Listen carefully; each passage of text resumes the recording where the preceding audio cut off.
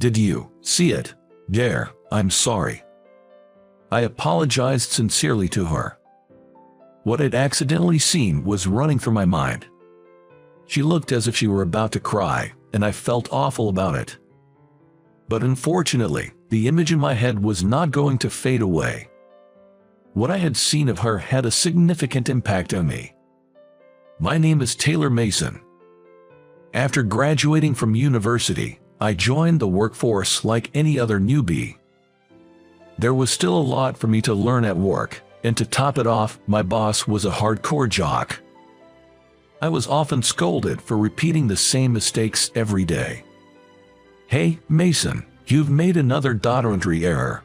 How many times is this now?" "I'm sorry." I was the worst performing member among my peers. I had always been bad at managing multiple tasks, which led to me making more mistakes when there's a lot to do. I was constantly getting yelled at work, and I couldn't help but sigh, wondering how things came to this. In university, all I had to do was understand the lecture content, so my grades were good. I thought I'd be able to manage in the real world too, but I was wrong. In reality, I was just a bottom-tier employee who kept making mistakes, and I was starting to despise myself. One day, carrying all these feelings, I bought a microwave dinner from a convenience store on my way home from work. I simply didn't have the energy to cook for myself. I usually got home late at night. And since I lived in a small apartment, there was rarely anyone around. As usual, I opened my apartment door, and that's when it happened. Meow. A cat came up to me. The fur was too clean for a stray, and the cat seemed used to people. This apartment allows pets, so it might belong to someone, but where did it come from? As I was wondering about this, the cat sauntered into my apartment through the open door. "Hey, you can't just go in. Fluffy, has Fluffy come back?" Hearing the cat's meow, my neighbor burst out of her door. I turned to look. She was a woman, probably in her early 20s, and she had rushed out in a worn-out sports bra. I was speechless.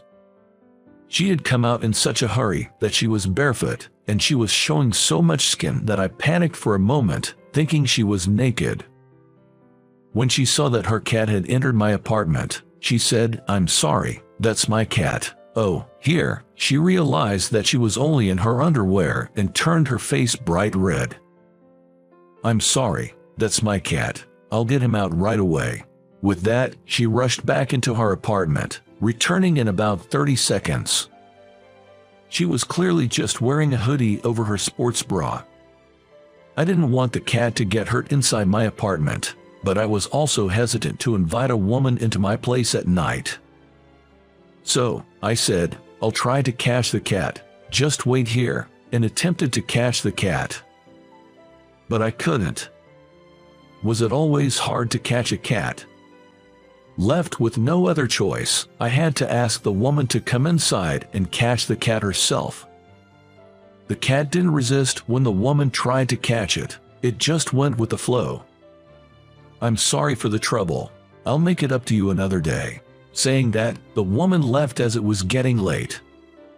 Well, she was dressed quite oddly. The next Saturday, the woman came to visit, bringing some sweets with her.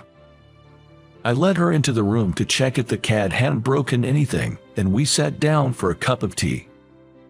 Honestly, since I had led her in my room yesterday, I didn't resist much. Her name is Julia Roberts. She seemed to be a college student, and from the big shoulder bag she brought, it seemed she probably planned to study somewhere after this. She owned a cat named Fluffy. Actually, yesterday Fluffy went out onto the balcony, and I heard him crying at night, so I rushed out in such a strange outfit. Julia was blushing as she explained. "Oh, Fluffy scratched me up pretty bad.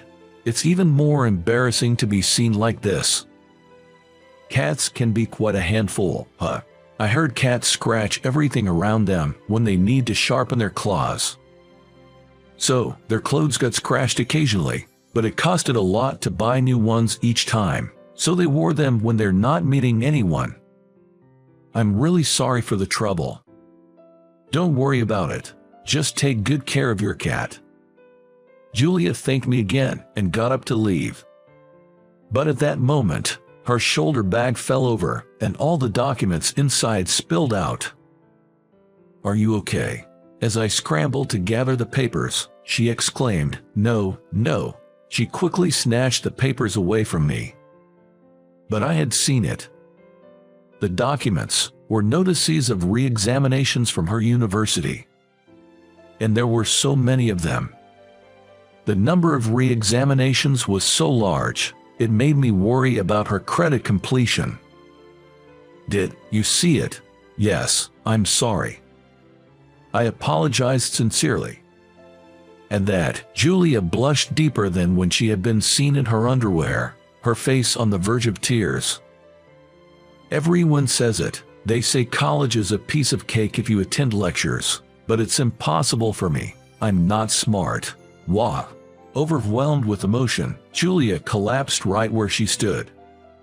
It seemed her academic performance was severely poor, to the point where not only graduation, but even progressing to the next grade was in jeopardy. She had always been made fun of for her poor grades, and it seemed she had developed a complex, or rather, a trauma about it. Well, if you want, I could help you with your studies. No, I mean, I went to the same university. I took the same courses you're having re-examinations for. Really? What a coincidence. Julia was attending the same university I had. So that made her my junior. Julia was quick to take up on my offer. It seemed she had tried asking her friends for help with her studies before, but kept making the same mistakes, and they had given up on her. Well, I did have good grades in university, and depending on the subject, there are tips and tricks. Maybe if I taught her those, she might just make it. So, we decided to have a study session every Saturday. Well, after seeing the sheer amount of re-exams she was facing, I was quite worried and couldn't get it off my mind. I finished work and bought dinner on the way home, so I got home a bit late. So, I had planned to make our break on Saturday, but it turned out that Julia had an imagination that far exceeded my expectations. She was constantly coming up with answers that I had no idea how she arrived at. Honestly, our weekly study sessions were not enough. So, I decided to add additional study sessions on Tuesdays and Thursdays at Julia's house. This was also because Julia suggested, let me cook dinner as a thank you for the study sessions. Teaching someone is also a way of studying for yourself, so I made an effort to explain the problems that Julia seemed to have difficulty with in a way that was easy to understand. Julia seemed to be studying hard in her own way and gradually improved her grades. As for me, I started to take more notice of my surroundings and my minor mistakes decreased.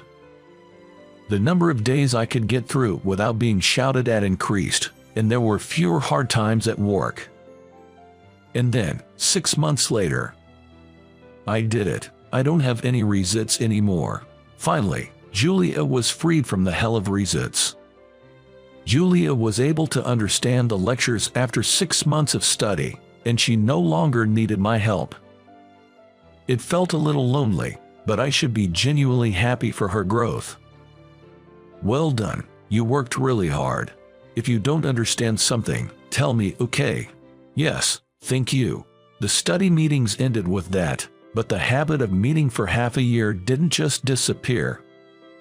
So, I had the chance to eat Julia's dinners occasionally, and I also invited her for meals. We also talked about things like what kind of company to work for and other life advice. A few months passed like this, and Julia was able to move up a grade. I was thinking of giving her a present to celebrate her advancement. Just as I was thinking about this while heading to work, there was something on my desk. It was a document, but not just any document. Personnel change, and I'm the assistant to the president. I was dumbfounded by the document informing me of an unexpected personnel change. Suddenly, my boss patted my shoulder and I jumped. "The president is calling for you. Follow me." With that, my heart was about to jump out of my chest. What did I do?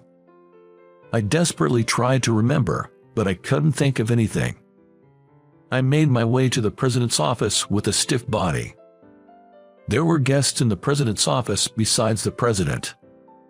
It seemed that I had been called to the president's office because these guests wanted to see me. "Sorry for calling you all of a sudden. These are the owners of Roberts Inc., our business partners." Introduced by the president, I bowed my head. "Wait, Roberts? That's the same surname as Julia. What a coincidence." As I sat on the sofa as directed, the Roberts couple smiled at me. "Nice to meet you. We are from Roberts Inc. No, let's leave the title aside. We came here as parents to thank you and ask you a favor," the president of Roberts said to me. I was completely lost for words and just stared blankly. "Actually, the Julia you've been tutoring is our daughter. We heard that she was able to move up a grade thanks to your help. Thank you so much." No, it was all thanks to Julia's efforts that she was able to move up a grade. So, it turned out that Julia was the president's daughter. I had no idea. I was just surprised. According to Mr. Thompson, the CEO, Julia had her pride and wanted to fend for herself without depending on her parents. It seemed that she started living on her own because of this.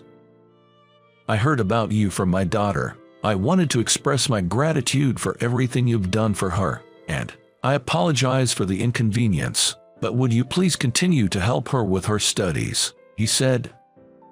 With these words, both the CEO and his wife bowed deeply in thanks. What? Please lift your heads," I protested. Being shown such respect by the CEO, a man like me, just an ordinary employee, felt quite awkward. After a few insistences, they finally raised their heads. Apparently, Julia had always had bad grades since she was young. She had received tutoring from various people, but it seems the only one who could make a real difference was me. Julia trusted me, and the ridiculous personnel change that made me the CEO's secretary happened so that it would be easier for me to adjust my work schedule. Our CEO was quite capable, so he didn't need an assistant. His permission allowed me to go to Julia's place at any time. In other words, I don't have any right to refuse. But why did the CEO go to such lengths? Was it simply because he valued this business relationship that much? Actually, we've been friends since we were kids. You know, the so-called best buddies. I've known Julia since she was a little girl, and I've been as troubled as anyone else by her academic performance," he revealed. Because I seemed puzzled, the CEO was kind enough to explain our relationship. Apparently, when Julia was in high school, the CEO used to supervise her studies. She managed to pass her college entrance exams, but it seems she ended up in a sort of remedial hell. Of course, my salary remained the same even though my department had changed, so it's a win-win situation for me, or so it should be. However, this lack of a right to refuse showed me the frightening power that adults with authority hold. And so, it was decided that I would be taking care of Julia, approved by both her parents and the company. Julia's academic performance has improved slightly, but I can't let my guard down. She seemed to have received a failing grade in a new course she started right after advancing to the next grade. Your assistance again would be much appreciated. Likewise, I responded.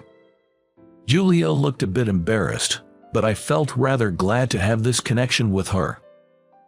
In this way, I supported Julia and was sometimes supported by her, and before I knew it, Julia is now my wife. You never know what life has in store for you. Who would have thought that the college girl I saw in her underwear the first time we met would become my wife?